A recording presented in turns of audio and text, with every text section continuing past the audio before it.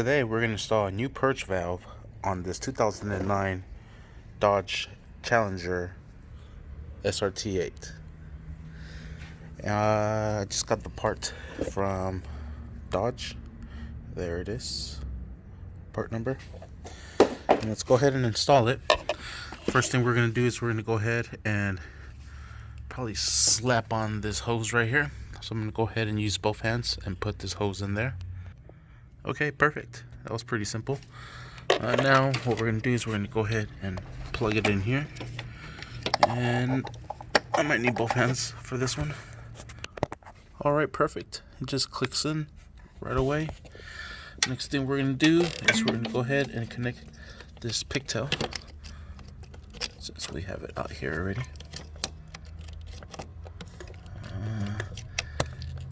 Might need both hands again. Alright, and let's go ahead and secure it down. Now we're going to go ahead and sit it in its base here.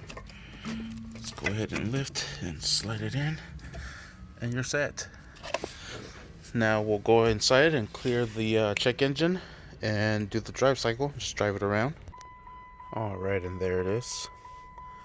Just wait for it to boot up all the way. Oh, we need to put the key onto the on position. Doi. Now let's go ahead and wait for it to boot up. There it is, Evap emission system. Let's go ahead and erase it. Perfect. Let's go ahead and read it.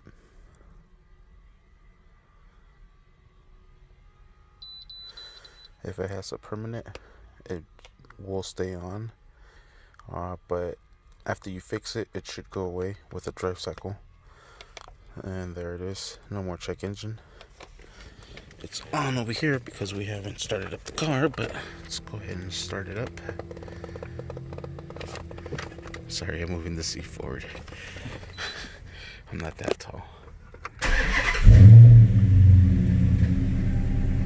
It's a sticky.